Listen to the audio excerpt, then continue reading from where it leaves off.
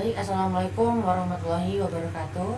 Perkenalkan, nama saya Kayla Liatarani dengan MPM 247830114 dari Prodi Teknologi Rekayasa Prakatuna kelas TRPL 4A.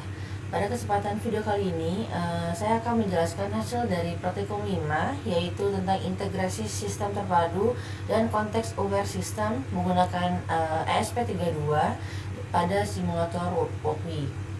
Nah, jadi tujuan praktikum ini itu adalah merancang sistem pintar yang mampu membaca kondisi lingkungan, lalu memberikan respon otomatis sesuai dengan data sensor yang diterima. Nah, dalam sistem ini itu menggunakan beberapa komponen utama, yaitu yang pertama ada SP32, sensor DHT22, sensor LED, setelah itu ada servo RC ini. Terus juga dengan ada relay. Nah, jadi pada praktikum kali ini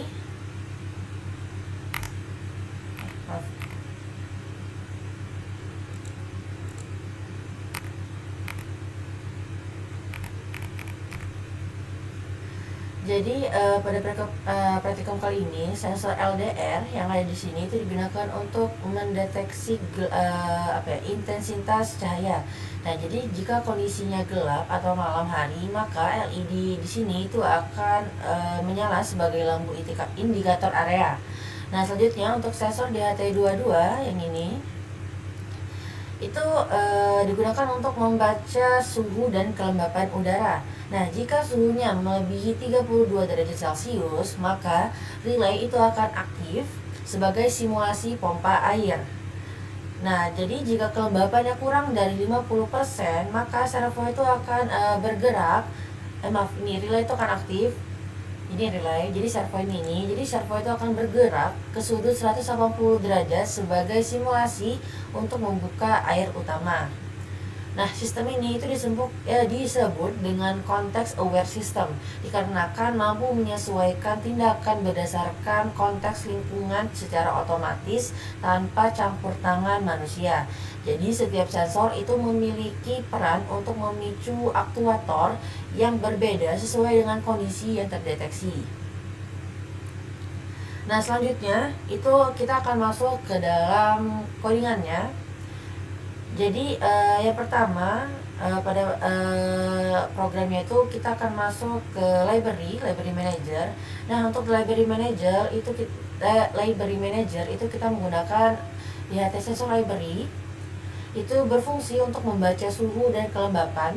Sedangkan kita juga memiliki SP32 servo. Nah, ini digunakan untuk mengontrol motor servo yang ada di sini. Nah, jadi setelah itu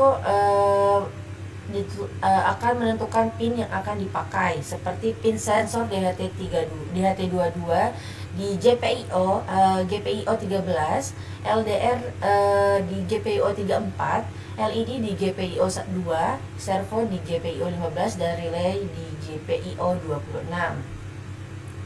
Oke, selanjutnya kita akan masuk ke dalam codingannya. Jadi yang pertama pada bagian setup yang ini, void setup, itu sistem itu akan memulai komunikasi serial monitor dengan baud rate 115200, lalu mengaktifkan sensor DHT22 dan menghubungkan servo ke pin yang sudah ditentukan. Nah, setelah itu kita akan masuk ke pin LED dan relay untuk diatur sebagai output. Nah, kondisi untuk awal relay itu dimatikan dan servo berada di sudut 0 derajat. Nih ya teman-teman. Selanjutnya pada bagian loop yang ini, itu program akan berjalan terus-menerus. Jadi ESP32 itu akan membaca nilai cahaya dari sensor LDR. Sensor LDR. Terus akan membaca suhu dan membaca kelembapan dari sensor DHT22. Nah, jika sensor gagal dibaca, maka akan muncul tulisan sensor error jadi kalau misalkan sensornya gagal dibaca, itu maka akan muncul tulisan error pada area monitor harusnya. Tapi di sini saya tidak menggunakan monitor karena mengikuti praktikum yang ada pada Google Classroom. Oke, lanjut saja, kita akan mulai running sistemnya. Kita akan mulai running. Jadi sini kita teman-teman masih lihat ya, ini untuk bawaan runningnya itu masih default, jadi tidak ada apa-apa yang berubah. Nah setelah itu kita akan buktikan apakah berhasil gimmicknya, bukan gimmick ya, berhasil berjalan dengan lancar lah sistemnya. Jadi kita akan cek. Jadi di pertama itu kalau nggak salah kita akan cek ke DHT, sensor DHT 22 nya terlebih dahulu.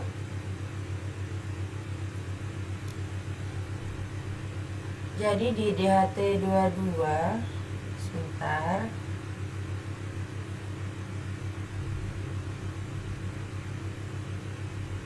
Oke, jadi kalau misalkan suhunya itu melebihi 32 derajat Celcius, itu maka relaynya akan aktif.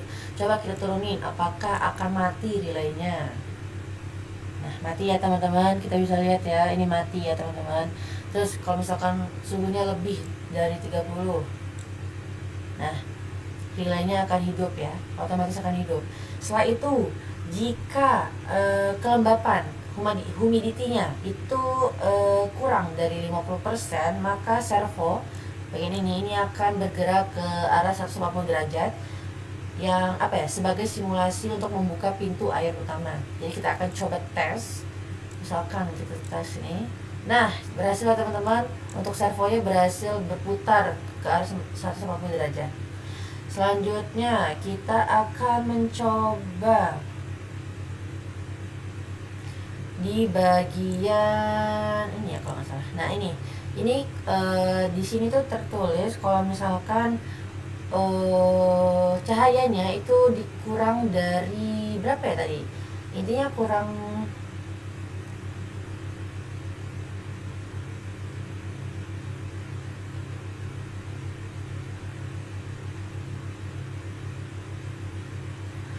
dari kalau nggak salah 30. Nah itu sensor LED itu akan menyala sendiri sebagai indikator cahaya. Coba kita akan coba tes, kita nolin deh apa akan terjadi. Oh maaf, salah, kita naikin. Nah maka berhasil ya teman-teman, LED-nya berhasil menyala. Berarti sistem yang kita buat pada praktikum kali ini itu bisa dibilang berhasil. Oke, mungkin cukup sekian presentasi video pada kali ini.